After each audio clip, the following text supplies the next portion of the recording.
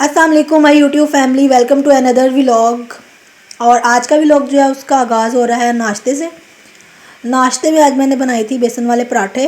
और ये क्लिप मैंने रिकॉर्ड इसलिए नहीं किए, बेसन वाले पराठे बनाते हुए काफ़ी मैं लेट हो चुकी थी, तो फिर मैंने थोड़ा सा ही नाश्ते का जो क्लिप था वो मैंने रिकॉर्ड किया। और इसके अलावा आज का थंबनेल देख के आपको पता चल गया होगा कि वीडियो में क्या होने वाला है। सबसे पहले बात कर लेते हैं जी, दिन छोटा हो या बड़ा, हमने टाइम मैनेजमेंट किस तरह से करनी है। और इसके बाद मैं आपके साथ शेयर करूंगी राजमा की कंप्लीट रेसिपी, जो कि रात के खाने में मैंने बनाया था।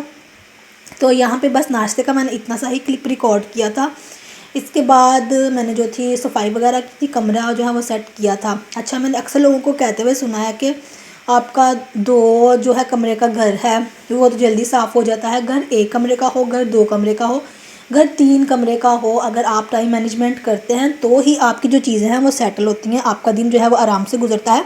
अगर आप टाइम मैनेजमेंट नहीं करते, आप सलीके से लेकर दिन को नहीं चलते हैं, तो दिन जितना मर्ज़ी बड़ा हो, टाइम जितना मर्ज़ी ज़्यादा हो, तो चीज़ें जो है वो वाइंड अप नहीं होती हैं। और फिर at the end of the day बहुत सारे काम जो है वो रह जाते हैं।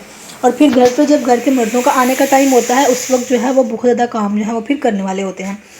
तो एक और चीज़, हम जितनी मर्ज़ी सफाई सुथराई कर लें, जो मर्ज़ी कर लें, जब तक हम अपने घर की डस्टिंग नहीं करते ना, तो हमारा घर जो है वो साफ़ नहीं लगता है। तो डस्टिंग को मैंने अपनी ज़िंदगी का जो आप कह लें कि लाजमी पार्ट जो है वो बनाया हुआ है। इंशाल्लाह मैं कोशिश किया करूँगी कि नेक्स्ट आने वाले व्लॉग में मैं आपके साथ हर चीज़ शेयर करूँ कि मैं सफाई किस तरह करती हूँ, डस्टिंग किस तरह करती हूँ, बाकी दिन को किस तरह से मैनेज करती हूँ अपने एक बच्चे के साथ। क्योंकि अकेले रहना कोई आसान काम नहीं है। अगर आपके पास घर में दूसरे लोग मौजूद हैं तो वो आपका बच्चा वगैरह जो है वो पकड़ लेते हैं और काम करना ज़रा आसान हो जाता है। अगर जॉइंट फैमिली सिस्टम में आप कह लो कि रहना आसान नहीं है, तो इसी तरह अकेले रहना भी आसान काम नहीं है। फ्लॉज और जो बेनिफिट्स हैं वो दोनों सिचुएशंस में हैं। जॉइंट फैमिली सिस्टम में रहते हुए जहाँ फ़ायदे हैं वहाँ नुकसानात भी हैं, तो अकेले रहते हुए भी जहाँ फ़ायदे हैं वहाँ नुकसानात भी हैं। तो बात कर लेते हैं कि हमने टाइम को लेकर किस तरह से चलना है।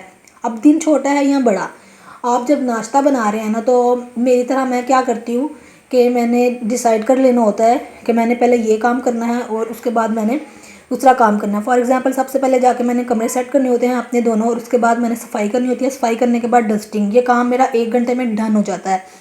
इसके बाद मैंने अपने बच्चे को जो है वो कपड़े वगैरह चेंज करने होते हैं। अगर मैंने उसको नहलाना है तो नहला देना है। एक वैसे मैं उसको 1 दिन के गैप से नहला रही हूँ आजकल, क्योंकि सर्दी आ चुकी है, तो मैं उसके कपड़े वगैरह चेंज कर देती हूँ, डायपर वगैरह चेंज करके उसको फ्रेश कर देती हूँ। फिर वो खेलने लग जाता है और यहाँ नहाने के बाद वो सो जाता है। इसके बाद मैंने जो शाम में खाना बनाना होता है, मैं उसकी तैयारी जो है वो करके रख देती हूँ कि मैंने अब ये शाम में खाना बनाना है, उसकी तैयारी होगी, और ये साइड पे किया। और उसके बाद अगर मेरी आयरनिंग करने वाली है तो मैंने आयरनिंग कर लेनी होती है। और अगर मैंने जो है वो वॉशिंग करनी है तो फिर मैं वॉशिंग मशीन जो है वो लगा लेती हूँ। और अगर कोई सिलाई वगैरह का काम मेरा करने वाला है छोटा मोटा, जैसे कोई कपड़ा जो है वो सिलाई करना हो, फट गया हो, या फिर सिलाई वगैरह निकल गई हो, या कोई दूसरा, पता है आजकल सर्दियाँ आ रही हैं तो रज़ाइयों के छोटे मोटे काम जो हैं वो निकल आते हैं, तो वो फिर मैं मैनेज कर लेती हूँ इस दौरान में। तो यहाँ पे जी मैं राजमा बना रही थी, तो राजमा मैंने किस तरह से बनाए हैं वो आपने देखा ही होगा कि सबसे पहले इस राजमा को बॉयल कर लेना है, और उसके बाद जो है मसाला भूनते वक्त उसमें ज़ीरा मैंने ऐड किया था, और उसके साथ ही टमाटर और मिर्च मैंने ऐड की थी। और जो मसाला दूसरा था लहसुन और प्याज का, वो मैंने प्रेशर कुकर में गला कर ऐड किया। मसाला भूनने के बाद वो राजमा आप इसमें ऐड कर दें।